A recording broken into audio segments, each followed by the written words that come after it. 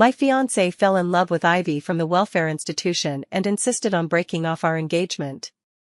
I tried to reason with him gently. This is the most critical time for you to compete for the inheritance. It wouldn't be too late to make a decision after it's announced. However, Ivy died accidentally while trying to save my fiancé. After he successfully became the heir, the first thing he did was to suppress my family's business until it went bankrupt. My parents sold off all our family assets and died of illness in a shabby old house. As for me, he locked me in the basement and tortured me to death. These are all the debts you owe Ivy. I woke up again on the very day of the engagement banquet announcing the union of the two families. Facing my fiancé's pressure to step back, I smiled and said, "You should call me sister-in-law. I died in a cold, damp basement. Hiram couldn't wait to tear me limb from limb. He locked me in that cellar, torturing me endlessly. The sunless days wore away at both my mind and body. By the time death came, I hadn't eaten for 3 days. Not an inch of my skin remained unbroken, and I lacked even the strength to lift my head. Knowing my limits had been reached, I still asked resentfully, 'Why are you doing this to me?' I couldn't understand. Our families had been friends for generations, always maintaining harmonious relations. Even when his family fell into desperate straits, isolated and helpless, my father's generation never considered severing ties with them. We gave everything we had to help them through their difficulties, stabilizing both their social standing and assets. Yet within just 5 years of becoming heir, he drove my family into bankruptcy and ultimately to complete ruin. Hiram, why are you treating me like this? I raised my eyes and stared at him intently. He looked down at me coldly, his voice devoid of emotion as he spoke word by word, "This is what you all owe Ivy." Ivy? A name so distant that it took me a long time to search through my memories before I recalled what that face looked like. 5 years have passed, and he's still holding a grudge against me for obstructing him back then. In the end, he never let it go, blaming Ivy's death on me, and even my entire family. I slowly closed my eyes, refusing to look at him any longer. One more glance would only pollute my vision. Hiram, you're such an utter fool. I sneered inwardly, feeling my eyelids grow heavier until they never opened again. Even after death, before my soul had dispersed, I still heard Hiram's indifferent voice, "To die without pain, what a mercy for you." When I opened my eyes again, I saw the dazzling chandelier in the grand hall and heard the clamor of voices inside. I had returned to the day the two families announced their alliance through marriage. Heaven had eyes, it couldn't bear to let me die in such obscurity and gave me another chance. This time, I'll see just how unshakable your so-called love really is. Sis, are you feeling unwell? My sister Giselle whispered as she held my arm. She must be feeling unwell. A mocking voice came from behind. I heard Hiram was kicked out by his father yesterday for insisting on breaking off his engagement with Layla. He stood outside their door for a whole day and night, and yesterday's downpour was particularly heavy. Giselle immediately turned to argue, but I stopped her.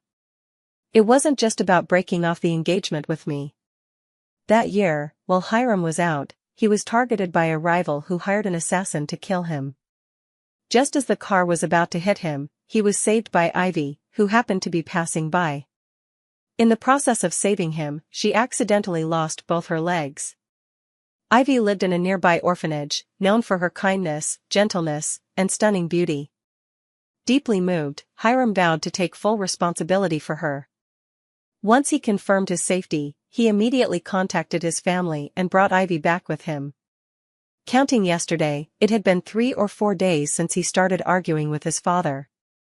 He claimed that during his time with Ivy, he finally understood what love truly meant and insisted on marrying her.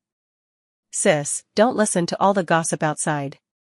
You and Hiram were betrothed even before you were born, and you grew up together. Your bond.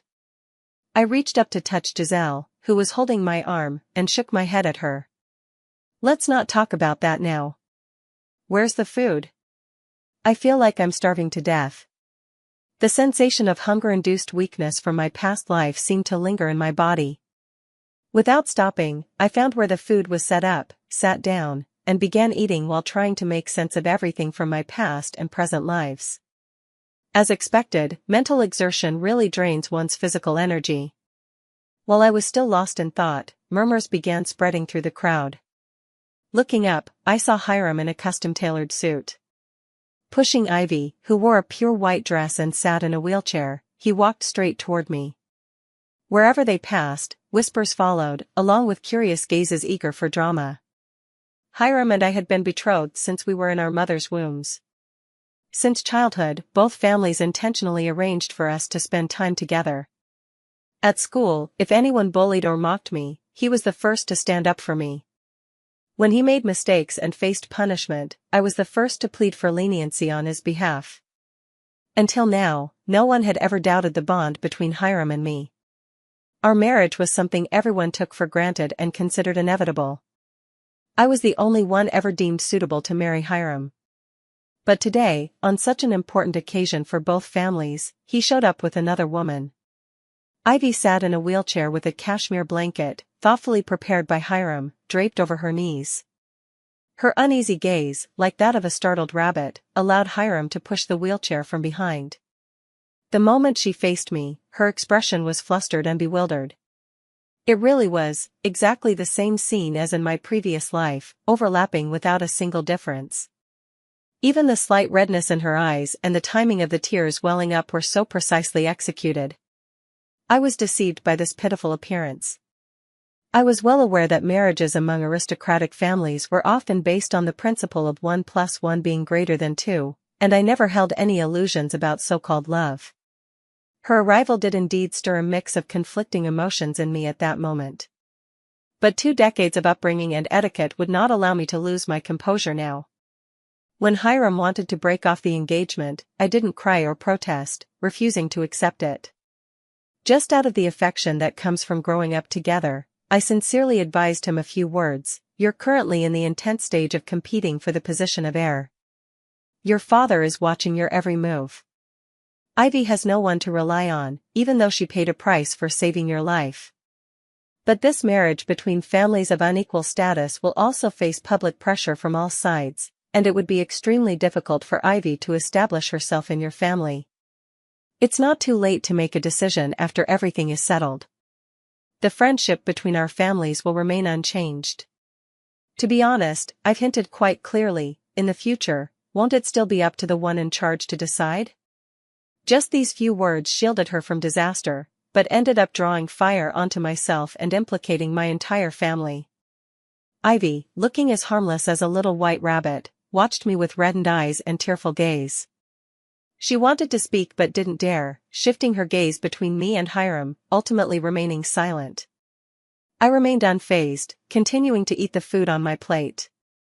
Giselle arrived shortly after, tugging at the hem of my dress. Everyone attending tonight's banquet was a prominent figure from various circles in this city. Now the entire crowd was watching our direction, with hushed whispers never ceasing.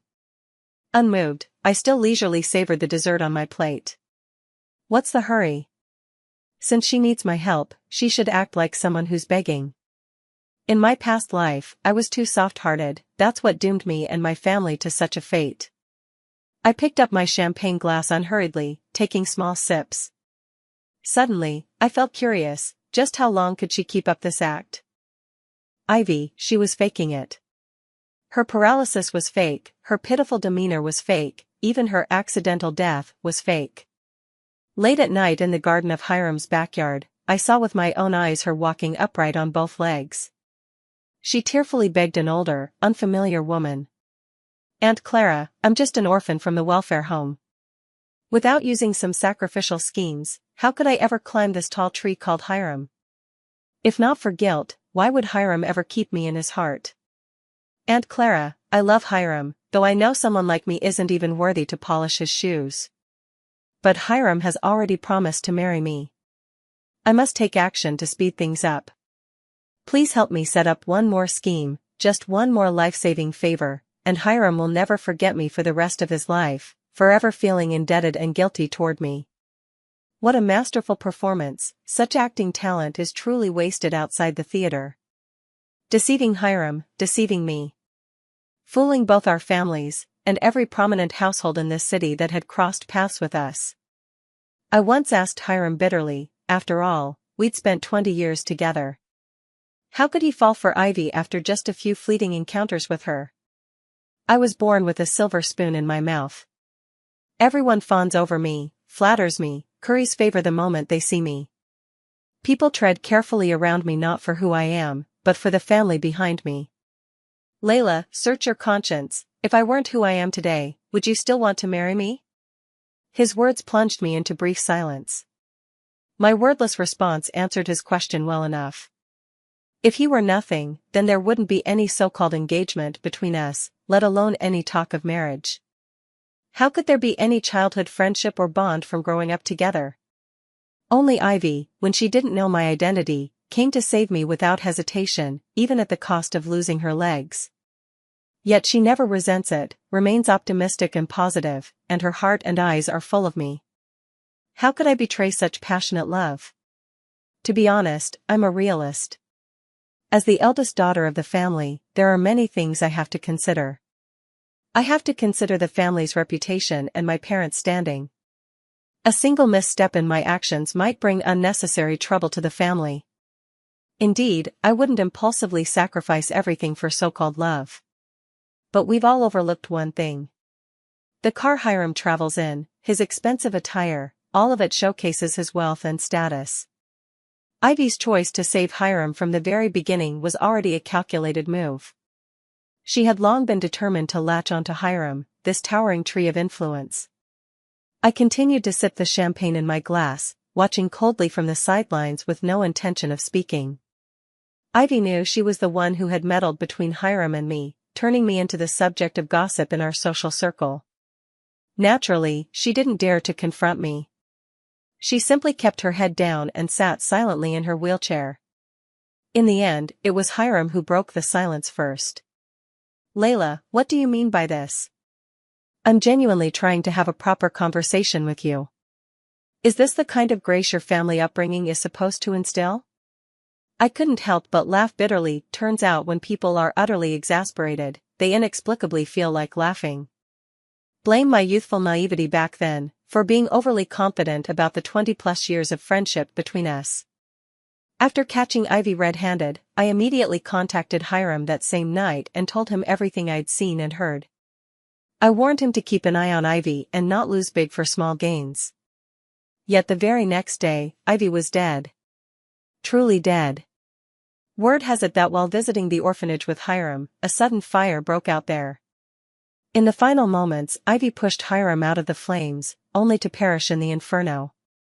By the time firefighters arrived, everything had been reduced to charred remains. The official investigation concluded it was caused by aging wiring in the orphanage combined with dry weather conditions. After Hiram returned, everything went back to normal as if nothing had happened. I thought he had come to his senses and taken my earnest advice to heart.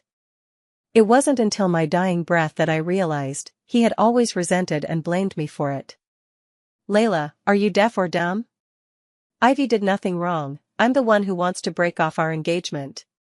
She paid a terrible price to save me, and I can't shirk my responsibility toward her.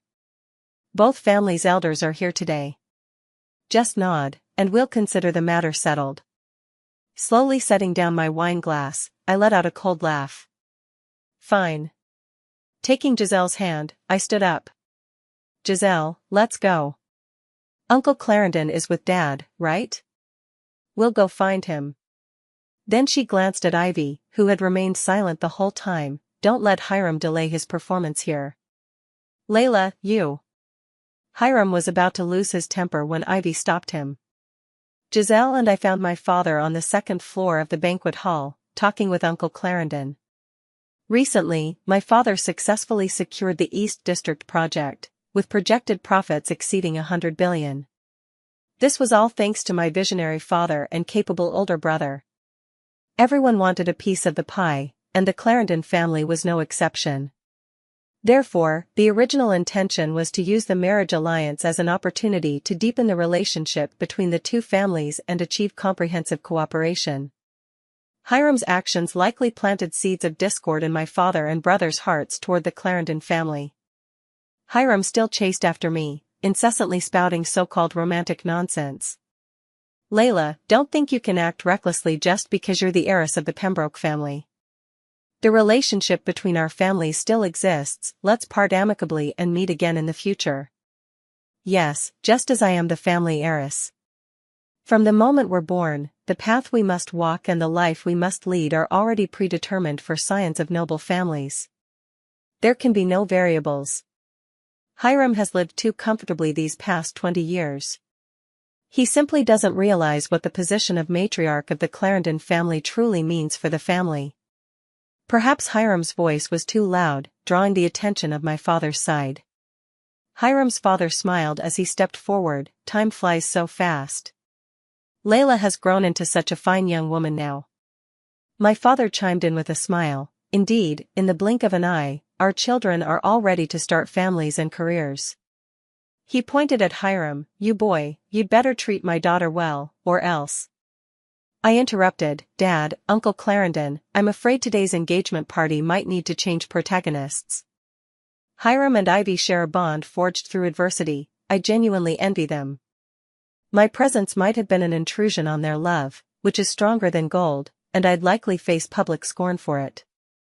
So, I ask Uncle Clarendon and Father to bear witness today and annul my engagement with Hiram. For their union, I offer my heartfelt blessings. May they be forever joined in love and grow old together. The crowd instantly erupted into an uproar, with guests whispering among themselves. By the next day, the news spread throughout City A's headlines.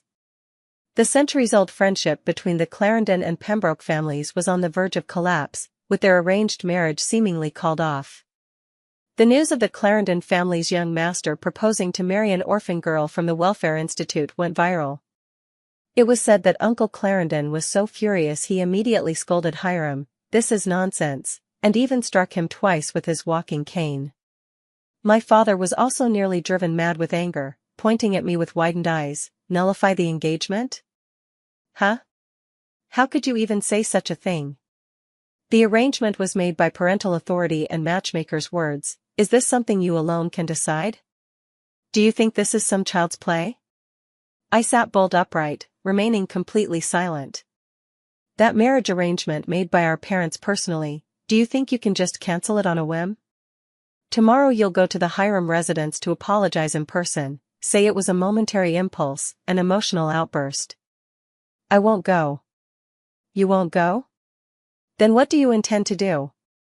My engagement with Hiram is hereby cancelled. Cancel it? Do you even realize the Hiram family's influence runs deep for 3 generations? Though our families are close, do you think even our family can afford to offend them? I muttered under my breath, maybe we can afford to. You.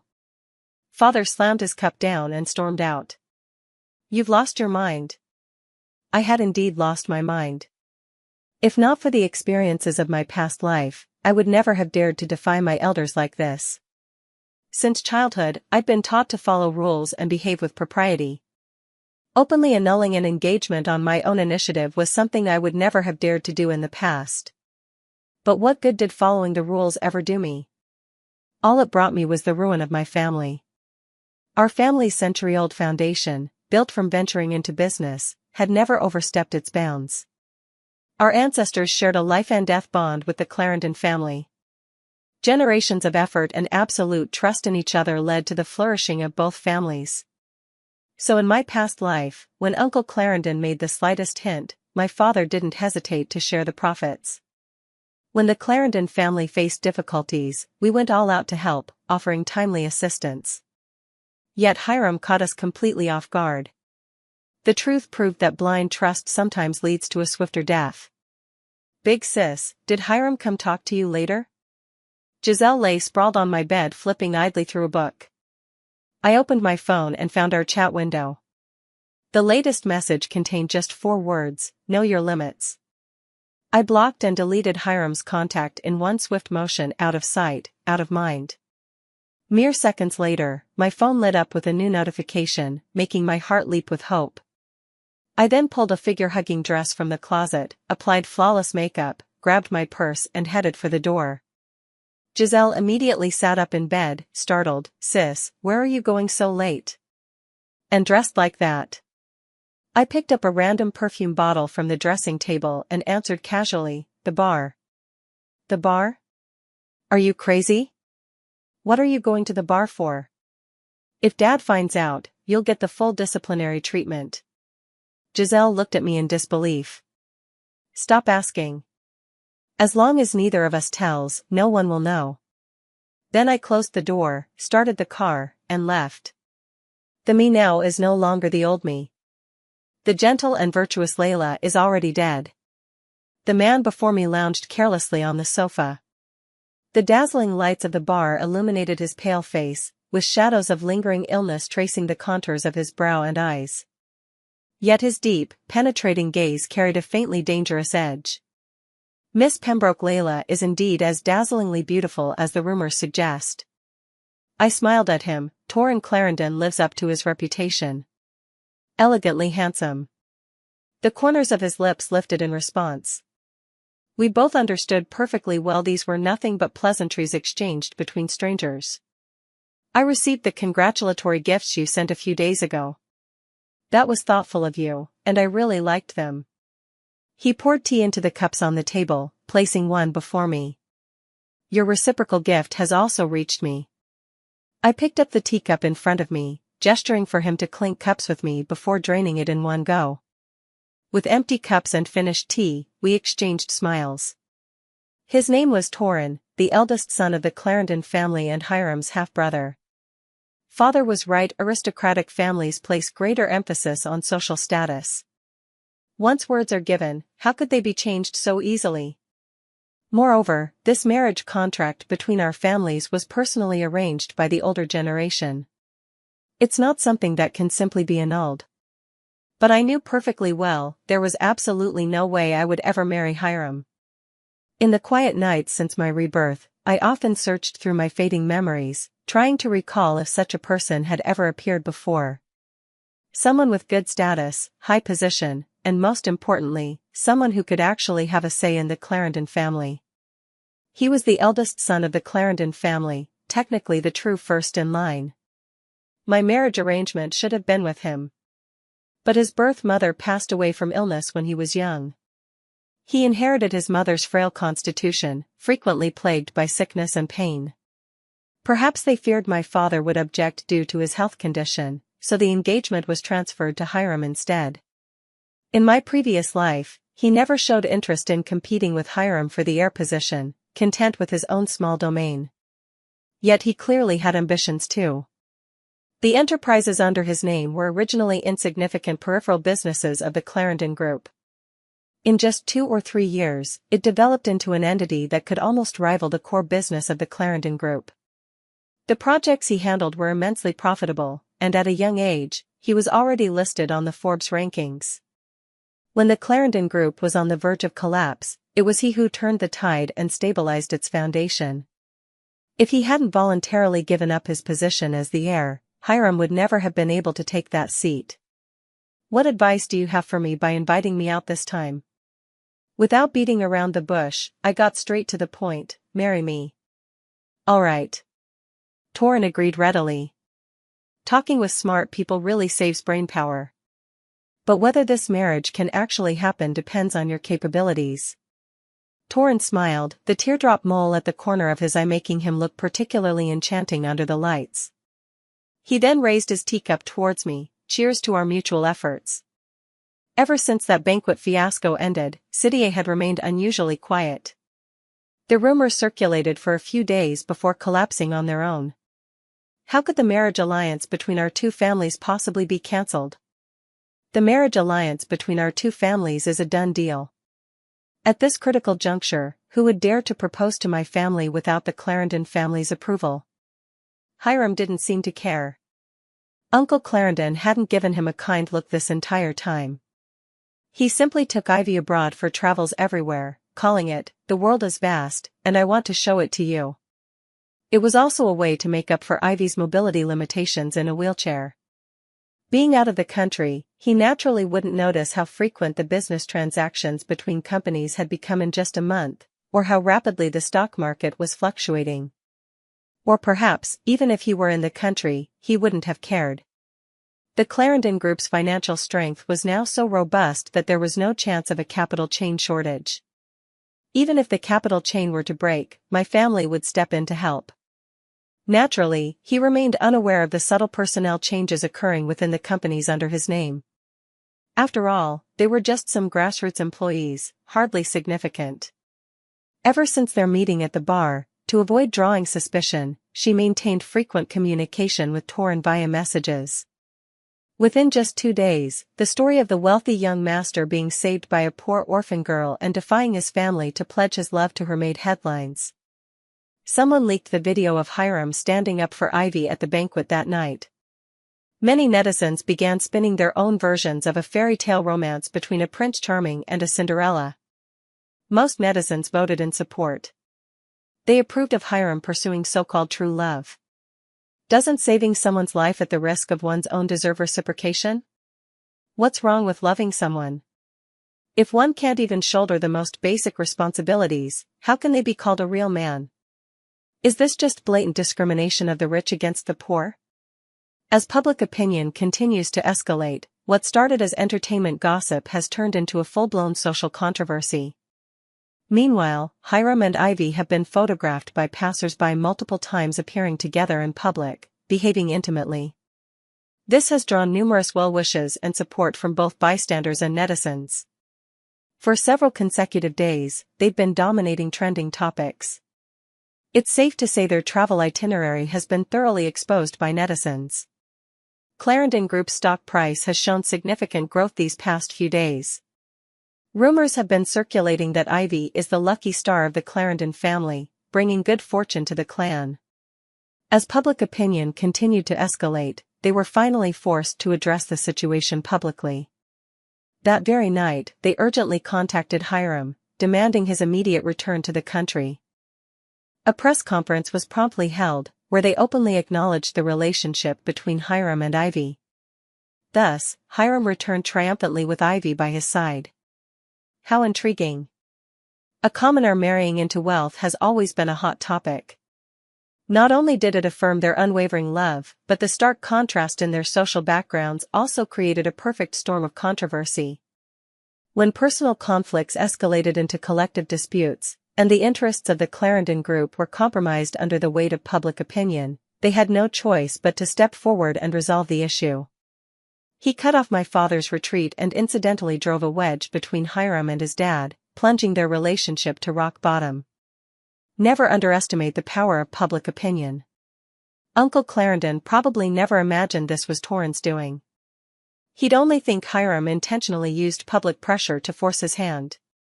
Right now, Hiram must feel even the heavens are helping him. Inside the bar's private room, how'd it go? Not bad. Is that all? I picked up the teacup and took a sip, still as unpalatable as ever. I set it down with a hint of disdain and turned toward Torren. Why not press the advantage? Torren raised an eyebrow, smiling meaningfully. Oh? Care to elaborate? I shot him an annoyed glare. Don't play dumb. Before leaving, I couldn't help but add, next time pick a quieter place, the noise is giving me a headache. And why order tea at a bar? It's awful, too. Torren reclined on the sofa, curling a faint smile. You're right, my lady. It ended with me fleeing in a fluster. In my past life, how did I not realize Torren was so flirtatious? But since I've made my decision, there's no room for hesitation. In this life, I'm determined to see it through to the end. As public opinion heated up, Clarendon Group issued a public statement. The industry has been buzzing with discussions. Once again, I became the topic of after-dinner conversations. Everyone was waiting to see me become a laughingstock. After all, the Clarendon family had already publicly acknowledged Hiram and Ivy's relationship. That meant the engagement between our two families was inevitably going to be dissolved. But the spectacle they expected never came to pass. It's said that my father, upon seeing the Clarendon family's press conference, immediately gathered several uncles and rushed to their home. Never before had our family's dignity suffered such a blow. Mr. Clarendon, since Hiram has made his decision, we elders aren't unreasonable people. Today serves as testimony before both families. Let the engagement be dissolved then. But the friendship between our families remains. As for the East District project, we'll consider it mutually terminated, a compromise from both sides. Father's words, combining both soft and hard tactics, left Uncle Clarendon speechless. All this commotion was actually over an orphan girl. Uncle Clarendon had already scolded and even hit Hiram over this matter. But since things had come to this, he had no choice but to agree. Though superficially they claimed the friendship between the two families remained unchanged, everyone could see signs of growing estrangement. Just as the situation reached a stalemate, an unexpected person appeared. Actually, after returning home that night, I specifically messaged Torrin, when appearing before my dad, remember to dress well.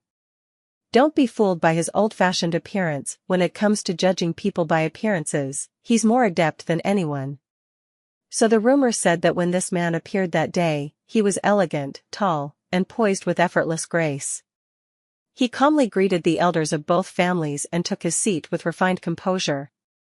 Only then did everyone gradually process the situation. This was Torrin, the eldest son of the Clarendon family, reclusive, whose mother had passed away in his childhood. And when he spoke, his words were even more astonishing. Father, I wish to marry Layla. With just a few words, he effortlessly shifted the entire situation. Uncle Clarendon had almost forgotten he even had an eldest son. Though back then, concerns about his frail health had prevented the proposed marriage alliance from materializing. But now it seems Torrin's health has improved significantly since coming of age.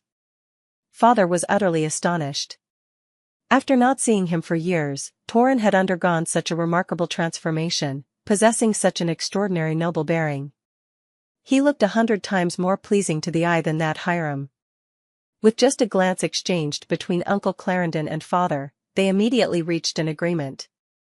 Conveniently, with both families' elders present, they consented to transfer the marriage arrangement to Torrin instead. To avoid complications arising from delay, they skipped the engagement ceremony altogether and immediately selected an auspicious wedding date on the spot. As for Hiram and Ivy, they would choose another fortunate day for their marriage. And thus, the matter was settled.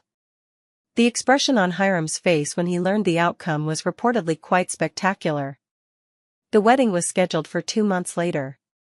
The first move in my plan had gone so smoothly, though unexpected, the result left me thoroughly satisfied. Unexpectedly, a few days later, the person who should have appeared didn't come for the time being, while the one who shouldn't have shown up arrived uninvited. Hiram suddenly visited my home. Finally, the lovers are united. Instead of spending time with his beloved Ivy, he dares to cause trouble in my territory? Without even looking up, I directly refused to see him. But he had the audacity to stand under my room and yell at me, Layla, I think you've gone mad. A word of advice, Torrin is nothing but a sickly man. He doesn't even have decent assets. If you know what's good for you, you'd better find a way to cancel this marriage. Otherwise, you'll suffer in the future. In a cheerful mood, I couldn't be bothered to pay attention to his barking. My phone buzzed with a new message from Torrin, Madam, what are your next orders? Though they were just cold words on a screen, I could sense the flippant tone in which he had typed them. My face grew hot despite myself. No rush, the show is just about to begin. Before Hiram killed me, he actually spoke to me at length, revealing many hidden truths. But at the time, the pain consumed all my attention, leaving my memories hazy and unclear. The only thing that left a deep impression was when he said to me, if it weren't for you, for your family, Ivy and I could have grown old together. Well, this time around, without me and without my family, I'll see just how he and Ivy managed to grow old together. Inside the cafe, I watched as Torrin elegantly sampled the dessert before him. The scene seemed utterly mismatched with his usual demeanor. Lowering my head to stir my coffee, I stole a sidelong glance at him, only to be caught red-handed by the man himself. Hastily lifting my coffee for a few sips, I turned my gaze awkwardly toward the window. About the company's new charity project, assigning Hiram to conduct the field survey is fine, but taking Ivy along, isn't that a bit inappropriate? After all, she isn't very mobile. What's inappropriate about it? Though Ivy is Hiram's fiancé, wasn't it widely rumored that she was considered your family's lucky star back then? Besides, she comes from humble beginnings, physically challenged but strong-willed. Her positive, optimistic attitude toward life would make her the perfect ambassador for your family's charity campaign, wouldn't it? Perhaps when the local residents see Ivy traveling thousands of miles just to visit and comfort them, the work might proceed more smoothly. Torrin looked puzzled. This is what you called a good show? Hiram took Ivy to inspect the project, deliberately leaking the news. Opinions were divided among the crowd. Some saw it as a publicity stunt while others approved of the gesture. Smiling, I picked up my cake and took small bites. Of course, there was more to it. My wife is intelligent and virtuous. Having the fortune to enter the marriage hall with you is my blessing, Torrin suddenly said with a laugh. I looked up at him. This man's features were indeed quite handsome, especially when he smiled. The faint dimples that appeared were particularly pleasing to the eye. My gaze lingered as I studied him. The only thing was that his frame seemed a bit too slender. Noticing my stare, Torrin pushed the dessert in front of me toward my side. It's not too sweet. Try some. The eldest son of the Clarendon family, though without real authority, had never known failure in business. Frail and sickly since childhood, yet not a trace of medicinal scent clung to him. On the way back, inside the car, I was gazing out the window. Why so quiet? Torrin glanced at me. It wasn't that I didn't want to speak, but I was still mulling over Hiram's words. He's just a sickly weakling. I leaned back in the seat, crossing my arms as I looked at him. Torrin, can you handle it? Torrin slowly lowered the hand resting by the window, gazing at me calmly for a moment. Then he leaned toward me, pinching my chin. Give me a chance? Truth be told, I was actually considering giving him a chance. But considering the situation in the car at the moment, after weighing the pros and cons, it didn't seem like a good opportunity. Of course, whether Torrin could handle it or not wouldn't affect my overall plan. A week later, the show I invited Torrin to watch made its grand debut. Hiram arrived on site with his beloved fiancé. The villagers warmly welcomed them, especially since the purpose of their visit was to improve the living conditions of the local village. Little did they expect that the local area was in the midst of the rainy season, and this year's downpour was even more relentless than in previous years. The torrential rain had been pouring non-stop for a full week, with the village completely surrounded by continuous mountains. The surrounding mountains and forests, constantly washed by the rain, were already showing signs of landslides. If the rain continued unabated, it could lead to the severe disaster of a mudslide.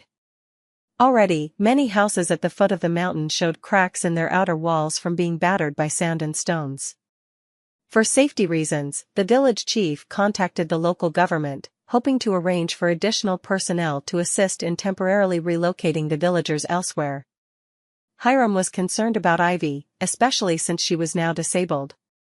To ensure her safety, he sent someone to bring her back first.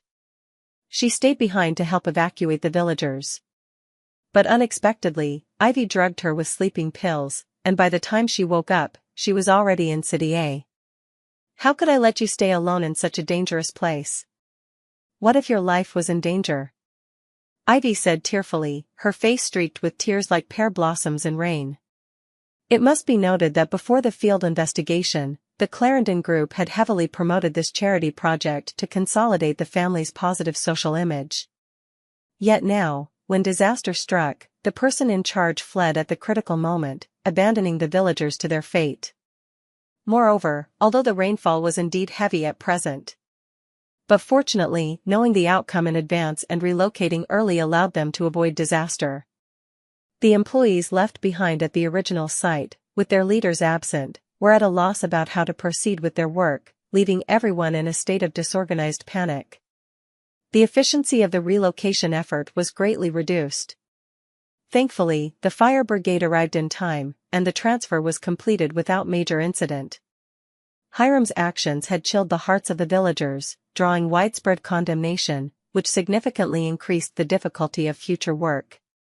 The Clarendon Group was labeled as cowardly and self-serving, causing its corporate image to plummet. Partner companies withdrew their investments one after another. Uncle Clarendon flew into a rage, scolding Hiram for his disgraceful behavior and moral incompetence. He immediately ordered Hiram's removal from his position in a desperate attempt to salvage the situation. Public opinion can indeed be manipulated artificially. But such things must be done covertly. Hiram only realized belatedly that his people had already been replaced in one fell swoop. His assets had either collapsed or become worthless, with losses accumulating for over a month. The current situation was far more severe, and Hiram dared not add fuel to the fire. Left with no choice, he let the rumors run wild, leaving his father to clean up the mess. In truth, in my past life, the local villagers hadn't escaped the mudslide disaster. Nearly the entire village was wiped out. It made headlines as a once-in-a-century catastrophe, leaving a deep impression on me. I deliberately led Torrin to set the project site here. If Hiram discovered it in time, it would count as a good deed. If not, this place would become his grave. After all, I've always believed in an eye for an eye. But this outcome isn't too bad either. Now it's time to make the next move. After editing the text message, I pressed send. Next step, I need to expose Ivy's fake disability. In my past life, Hiram firmly believed that Ivy loved him purely. Even when facing his father's interrogation and scolding, he insisted it was because Ivy cared too much about him. Let's see for himself how pure that love really is. Actually, making a perfectly healthy person stand up from a wheelchair isn't difficult. Just needs a little trick. After all, when faced with fear, human instincts kick in automatically. From the servants of the Clarendon family, I learned that Ivy was bitten by a dog as a child and has a strong fear of them, especially large breeds. Hiram had recently been living a life of universal condemnation. When he went out, he was pointed at by informed onlookers. At home, he endured his father's merciless scolding. Online, he was met with a chorus of denunciations. His mood had already been thoroughly frayed. For several days in a row, he had cold-shouldered Ivy. The Hiram residence had a spacious garden and lawn in its backyard. On a bright afternoon, Ivy pushed her wheelchair alone into the garden, her face wet with tears as she wept. "It was my thoughtlessness that dragged you into this mess. My love for you blinded me and drove me to act rashly. I am willing to atone for my sins. I will leave now and never see you again. Let heaven punish me as it will." Hiram, after all, was still devoted to her and was about to speak.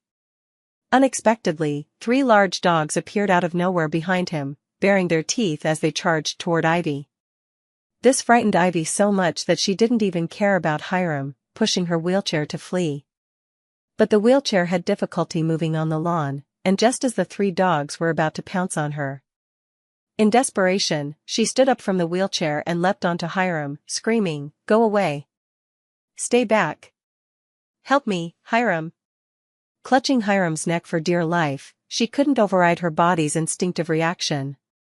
Rumor has it that Hiram's facial expressions at that moment were a sight to behold. Unfortunately, no one was present to witness the spectacle. After this incident, the Gu family estate would often echo with Hiram's angry shouts and Ivy's crying from one corner or another. Within a few days, Hiram knelt in the study and begged his father, "Dad, I don't want to get married. Since childhood, my mother taught me that as a woman, especially one from a prestigious family, I must not be entirely ruled by love and pour out my whole heart. I must always keep a clear mind. Even when facing the one you love most, you should hold back a part of yourself." Having grown up in such a family environment, how could Hiram not know this? Perhaps it was because he was spoiled and took things for granted. Although his birth mother was a second wife, she came from a noble family herself and possessed the capability and skill to manage a household. Though Torrin was not her biological son, she never mistreated him without reason and instead raised him with careful guidance into adulthood. Until Hiram's mother was nearly 45, she unexpectedly became pregnant with Hiram, already an elderly primipara. After enduring immense hardships, she finally gave birth to him safely. From the moment Hiram was born, he naturally occupied the family's special favor. Therefore, he also naturally believed that all people and things should revolve around him. Whatever he wanted, he must obtain. What he didn't want, no one could force upon him. Old Master Goo was utterly infuriated by him, grabbing a glass from the table and hurling it at him. Hiram's mother was terrified and hurriedly pulled him out of the study. Back then, to control public opinion, we held a press conference and set the wedding date. Now, with things like this, how can the Hiram family still have the face to stand in City A? This departure of Hiram brought him right to the door of my room. At that moment, I had just given Torrin an opportunity and was so exhausted that I lay on the bed pretending to be dead, not wanting to move at all. When Torrin went to open the door, I saw a colorful shade of black on Hiram's face. Torrin really outdid himself. Seeing me about to get up, he had to pounce on me and bite my neck a couple of times, claiming it was to declare his sovereignty. So utterly childish. Clearly, these marks were seen by Hiram. He was utterly shocked, widening his eyes to look at me, then at Torrin, and it took him a long while to speak. "Layla, you too." I pulled the collar of my clothes a little tighter and looked at him with great interest. What era is it now? Who would have thought that the next second, Hiram actually became furious? "Layla, how could you be so unrestrained?" "Hiram, aren't you overstepping your bounds?" Torrin interrupted in time. "You and that Ivy from the orphanage who saved you have been together without any formal arrangement. What about us?" Torrin stepped forward and wrapped his arm around my waist, carefully adjusting my collar once more. "I'm not like you, getting engaged to one person today and calling it off with another tomorrow. My choice has always been steadfast. And, my dear brother, it's time you changed how you address her. Layla isn't for you to call anymore. From now on, you should call her sister-in-law." Hiram stood there with clenched fists, silent for a long time. How dull. I moved to close the door. "Layla." Hiram blocked the door with his hand, his voice choked with emotion. "Layla, Ivy deceived me. Layla, it's all because of her meddling that we ended up like this. Layla, listen to me, I regret it. Just a few days ago, I dreamed it was me marrying you." "Madam, I'm cold." Torrin deliberately called me that in front of Hiram. "What? Would you like to come in and warm your brother's bed?" Hiram stopped trying to pry open the door. I smoothly closed it behind me. I don't know what kind of shock Hiram suffered, but he actually fell seriously ill afterward. These past 2 months have flown by, and Torrin's and my wedding is about to take place. Every day has been busy with wedding preparations, leaving no time to think about anything else. On the day of the dress fitting, an uninvited guest showed up.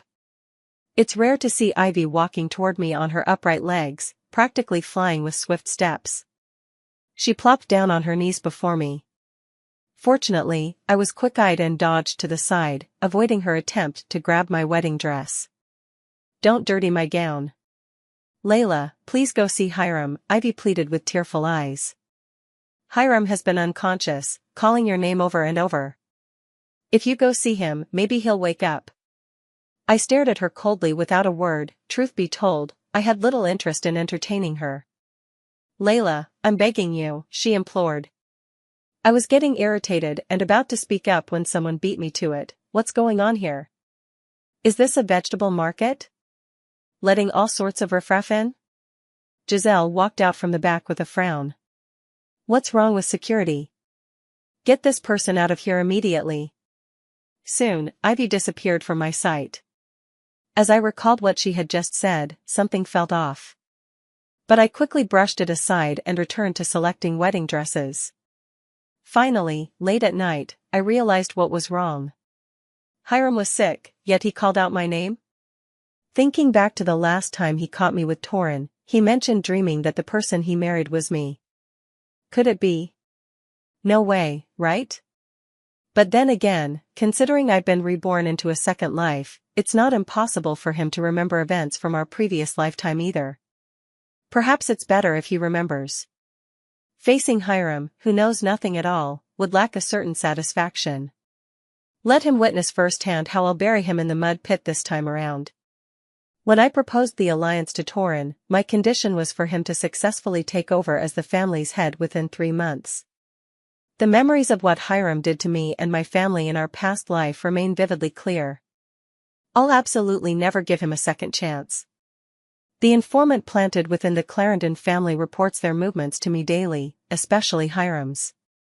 2 days later, he regained full consciousness, with all indicators showing no abnormalities whatsoever.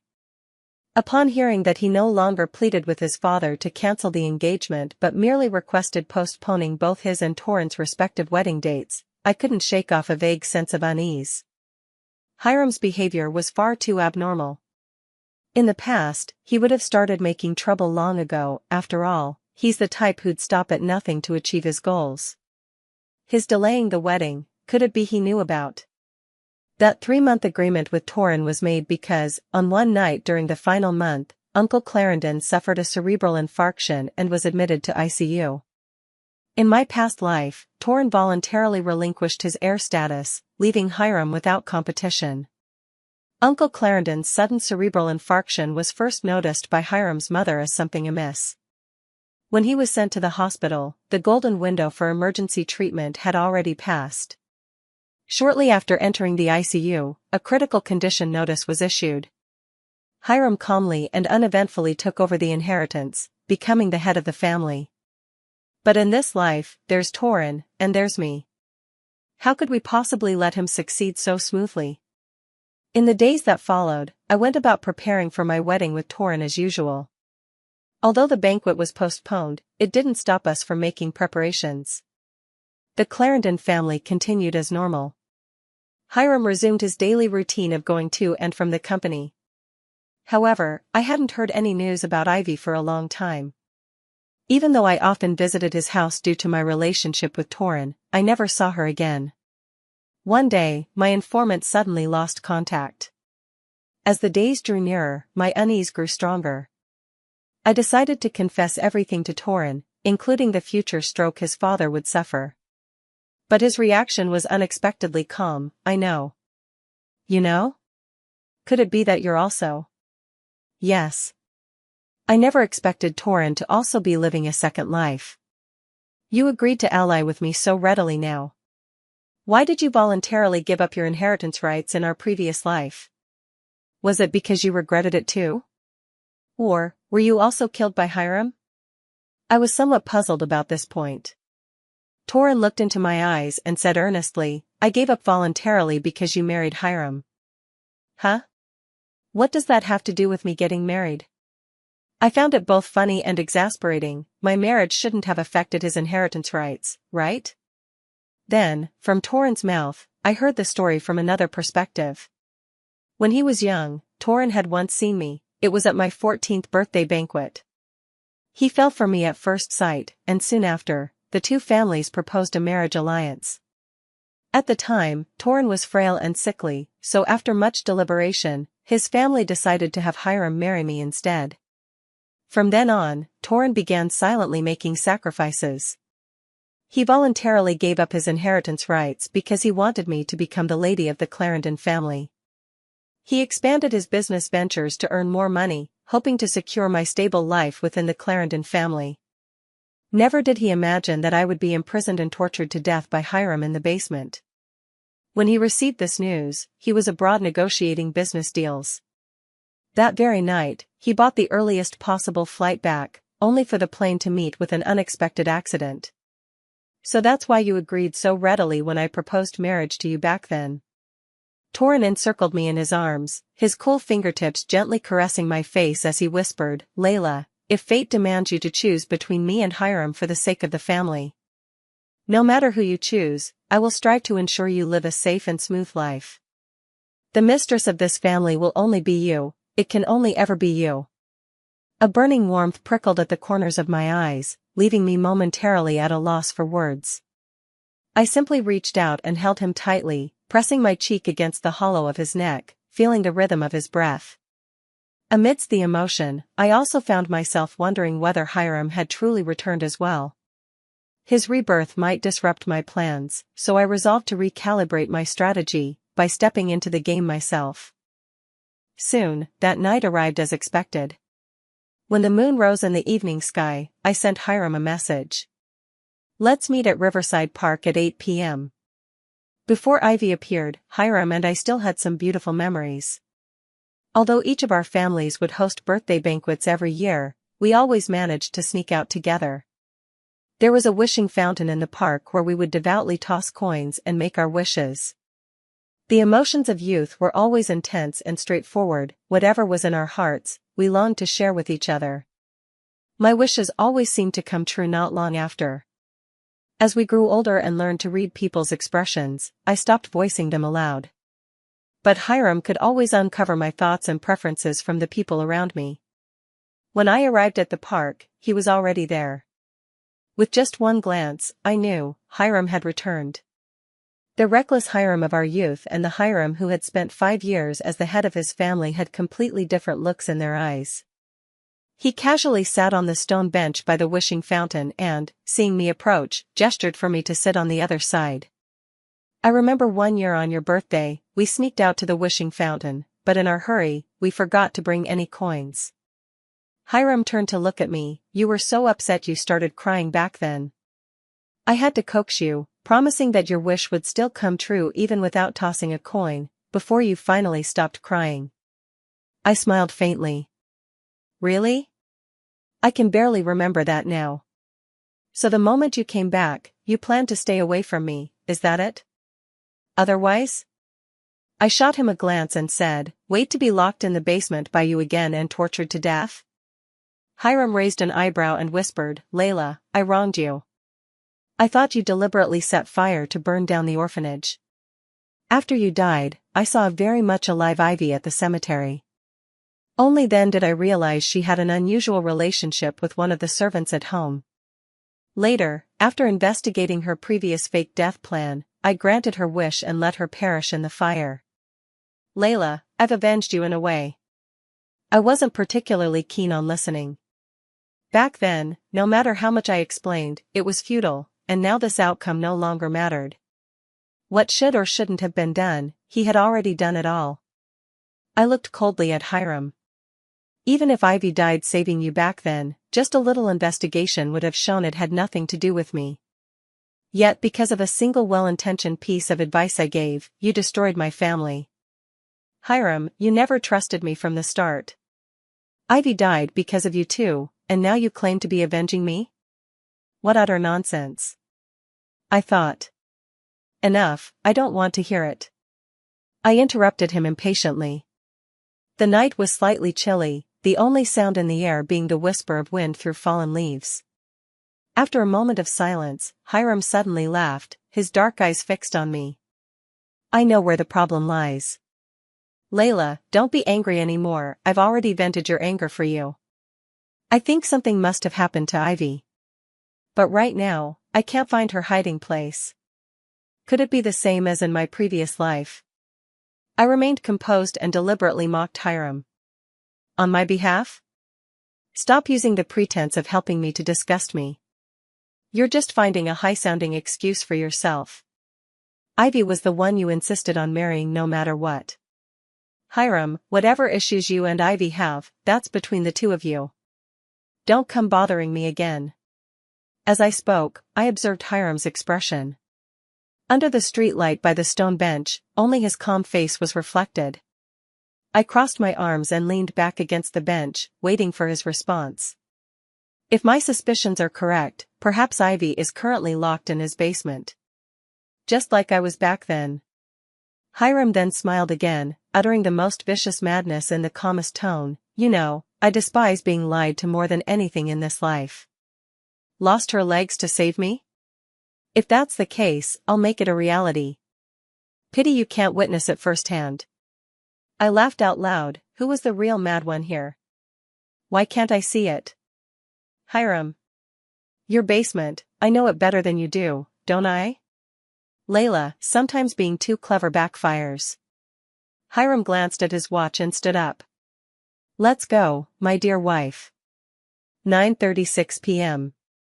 Isn't this the exact moment you've been waiting for? 9:36 p.m., the time his father was sent to the ICU in my past life. I remained seated, showing no intention of moving. Layla, what I did to your family in my past life, I can do again in this one. Don't think bringing along that useless Torrent changes anything. Leave now, unless you want me to ask twice. Hiram forcibly pulled me to my feet and dragged me into his car, speeding straight to his estate. Just as expected, the house was brightly lit with all the clan elders whispering among themselves in the grand hall. The moment we entered, a lawyer-looking man rushed to Hiram's side and murmured in his ear. Torrent arrived slightly later than us, seemingly straight from the hospital. I caught the scent of disinfectant as he brushed past. His gaze flickered to me briefly before lowering. My eye swept across the packed hall, then to the ticking clock on the wall. Perfect timing. With all key players present, the show was ready to begin. Hiram clapped his hands to signal for everyone to quiet down. Uncles and elders, you must already be aware of my father's tragic passing. Despite the grief in our hearts, the vast family business cannot go a day without a successor. He gestured for the lawyer to approach.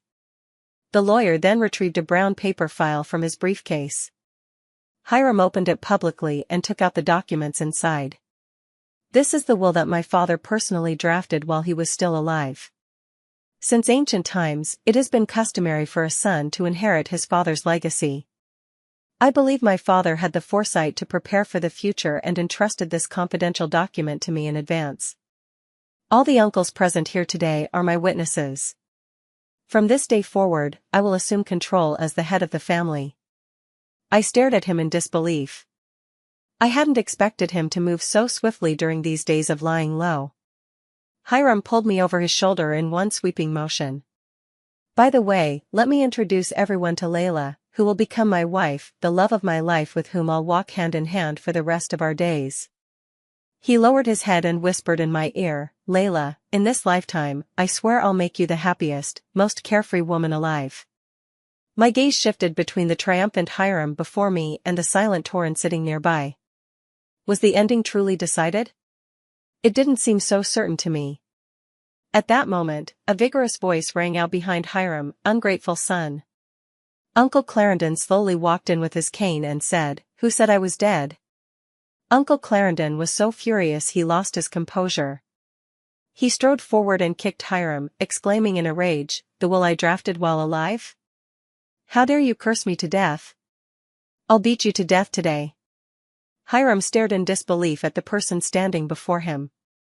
In his eyes, he was certain that I would do everything to obstruct him tonight, ensuring Torrent's smooth succession. So when I asked him out to meet, he thought I was using a diversionary tactic.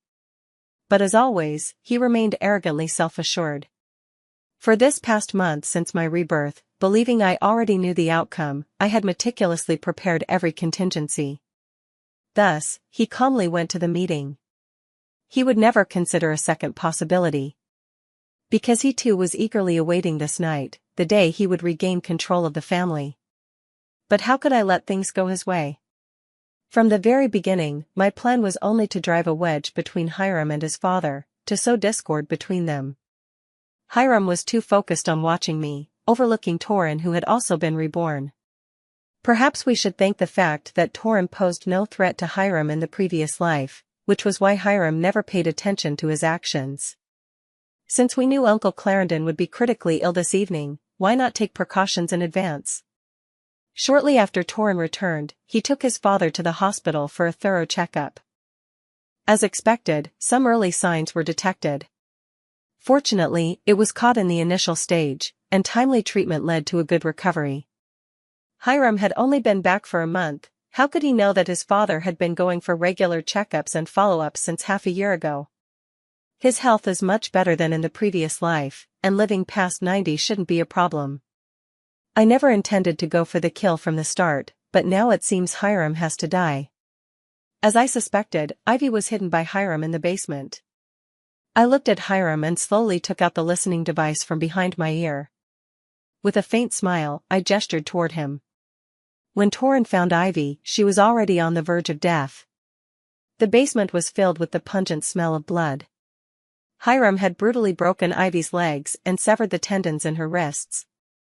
By the time she was sent to the hospital, resuscitation efforts failed, and she was pronounced dead. The cause of death was excessive blood loss. The conversation between Hiram and me in the park had already been simultaneously transmitted to Torren. He submitted this as evidence to the police station.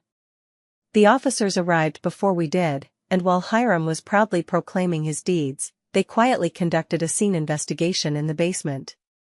Torren did go to the hospital. He returned home only after confirming Ivy's death there. Before Hiram could even get up from the ground, he was promptly pinned down by the police who arrived shortly after. The crowd panicked and scattered in all directions, terrified of being implicated. Hiram, you have been verified as connected to a homicide case and are formally identified as a suspect. You're coming with us. Soon, bloodstains were detected on Hiram's shoe soles, and the DNA matched Ivy's. Hiram's crime of intentional homicide was proven with irrefutable evidence, and he was sentenced to death, to be carried out in a week. In the end, Ivy died because of him, and he would perish because of her. You two truly were a perfect match. The day before the execution, I went to visit him in prison. Hiram had lost his former radiance, with a scruffy beard and a noticeably gaunt face. He wore thin prison garb, his hands and feet shackled, with 2 prison guards constantly watching over him. He didn't have to end up in such a wretched state. But all of this was his own doing. As soon as he sat down, he eagerly picked up the phone. Layla, you still refuse to forgive me even now. I couldn't help but laugh. That's right, I'll never forgive you. You'll find no peace even in death. Hiram, this is what you owe me. May you smoothly descend to the 18th level of hell after tomorrow. Hiram suddenly became agitated. Layla, I don't believe this. If we could start over once, there must be a second chance. Wait for me. Next time I will definitely succeed. I watched as Hiram was restrained by 2 prison guards, then stood up to leave. Torren was waiting outside for me. Seeing me come out, he stepped forward and took my hand. Your hands are so cold, he said while tucking my hands into his coat pocket. Maybe because sunlight can't get in there, so it's heavy with energy? I made up a random excuse. Torren nodded. I'll mention it to their supervisor later and have someone draw a sun in every room inside. So they can look at the sun and feel warm? I gave Torren a playful glare, to which he responded with a radiant smile. Torren and I held our wedding as scheduled. The Clarendon family is still under the leadership of Uncle Clarendon. But Torren doesn't seem to care much about it, as if he's not particularly enthusiastic about these matters. Right now, he's only focused on quickly going on our honeymoon with me, even staying up 2 nights in a row to plan the itinerary. Half a year later, when I became pregnant, he devoted himself entirely to me. He declined all social engagements he could avoid, and for those he couldn't, he dragged his father along to attend. He would often sneak away midway, calling it fainting to the east while attacking in the west. Watching him now, earnestly applying anti-stretch mark oil to my belly with such devotion, I couldn't help but roll my eyes. I must have been blind before to have praised him for being ambitious. After 10 months of pregnancy, the baby was born smoothly, a daughter. Torren was overjoyed, personally handling everything from diaper changes to preparing formula. When the child turned 1, the Clarendon family hosted a grand first birthday banquet, inviting numerous friends and relatives. He carried his daughter around proudly showing her off to everyone. The following year, their daughter began babbling her first words. Every morning upon waking, one could hear him speaking to her in a sweet, exaggerated tone without pause. Baby drink milk, baby made a stinky, so clever baby go sleep sleep. In the 3rd year, the child could walk and talk. The house was filled with laughter and joy every day, becoming much livelier. My parents, under the pretense of visiting their granddaughter, often came to stay at the Clarendon family's home for short periods. I was afraid that Torren's family would worry about not having an heir, so I suggested having a second child. Torren, however, said, "It's fine, a daughter is just as good. Don't worry, Dad and the others are very open-minded." When the child turned 5, we sent her to kindergarten. On the first day of enrollment, she didn't cry or fuss much, quietly carrying her little backpack and heading off. Torrin was the one who got upset instead. Isn't 5 years old too early for kindergarten? I sighed and looked skyward. When kindergarten let out, Torrin was always the first one there. As soon as I opened the door, I saw Torrin's face covered in Hello Kitty stickers, with his hair tied up in a little bun. Clearly my daughter's handiwork. I smiled, realizing happiness could be so simple. Then I called out to them, "Wash up, dinner's ready."